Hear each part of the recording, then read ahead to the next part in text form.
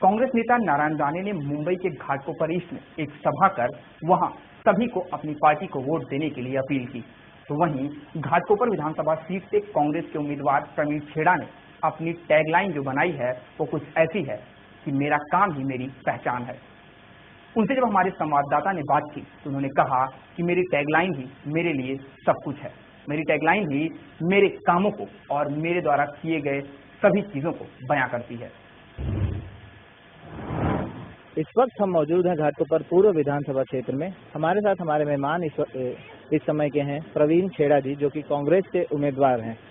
इस घाटकोपर पूर्व में इस बार अगर देखने जाएंगे तो इस बार कांटे की टक्कर है।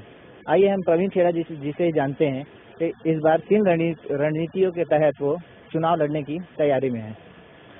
छेड़ा साहब, ये बताइए कि इस बार प्रकाश मेहता जी आपके समक्ष चुनाव लड़ रहे हैं। पिछले 25 वर्षों से वो आमदार हैं यहाँ पे, तो जनता उन्हें इस बार क्यों नहीं चुन के लाए, आप बताइए।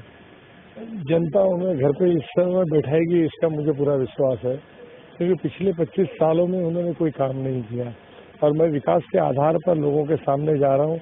आप देख रहे हैं आज हर घर में जा रहा हूँ, जबकि विधानसभा के चुनाव में कोई घर घर तक नहीं जाता, लेकिन मैं पिछले 1 महीनों से सभी प्रकार के प्रयोग करके मैं सभी के घर तक पहुंचा हूं। और इस विभाग के जो काम नहीं हुए, विशेष करके महाड़ा, आज जहां हम खड़े हैं, इस महाड़ा लेआउट के जो बहुत बड़े पंतनगर का विषय है, वो लोगों के सामने हमने लाए हैं। कल भी आदरणीय नारायण राणे जी ने जो मीटिंग ली थी, उसके अंदर भी इस विषय को लेकर हमने चर्चा की है। मुझे लगता है कि जिस प्रकार से घाटकोपर विकसित होना चाहिए, ये पिछले 25 साल में विकसित हुआ नहीं है। अब लोगों को यहाँ पे डेवलपर विकासक नहीं चाहिए, उन्हें एमएलए चाहिए। इस भूमिका के साथ में हम लोगों के सामने जा रहे हैं। एक अच्छा लोक प्रतिनिधि घाटकोपर को मिलेगा आने वाले समय में। सबसे पहली बात अगर की जाए कि सेना और बीजेपी का जो विभाजन हुआ है, गठबंधन टूटा है, इसका आपको कितना फायदा मिल सकता है? हाँ, निश्चित। वैसे तो सभी पार्टियां अलग अलग चुनाव लड़ रही है। जैसे शिवसेना, भारतीय जनता पार्टी अलग लड़ रही है, वैसे राष्ट्रवादी और हम अलग लड़ रहे हैं। लेकिन इसका सीधा फायदा हमको होगा, कांग्रेस को होगा। और इस वक्त लोगों ने एक अपना माहौल बना लिया है कि 25 सालों में जो काम नहीं हुआ, वो एक अपेक्षा की नज़र से, एक आशा की नज़र से हमारे सामने देख रहे हैं। और मुझे पूरा विश्वास है कि जो गठबंधन नहीं हुआ, उसका सीधा फायदा कांग्रेस को होगा। एनसीपी और कांग्रेस का भी गठबंधन टूटा है, इसका आपको कितना फायदा मिल सकता है? वैसे मैं और सिटिंग काउंसिलर हूं, जिसका फायदा सीधा मुझे मिल रहा है। और दूसरा, राष्ट्रवादी कांग्रेस और उनके बाकी के जो कैंडिडेट हैं, उनकी इतनी कैपेसिटी नहीं बोल सकता हूं, लेकिन जिस प्रकार से प्रचार में मैदान में उतरने चाहिए, इस प्रकार की उनकी प्रचार यात्रा नहीं दिख रही है, ना वो कहीं संपर्क दिख रहा है।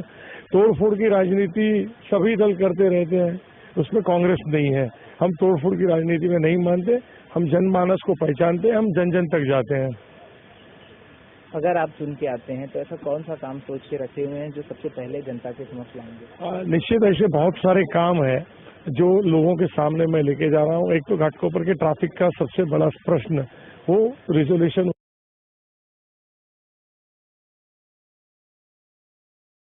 साथ में महाड़ा लेआउट के विषय है, ट्रांजिट कैंप का विषय है, साथ में रमाबाई कामराज के एसआरए का विषय है।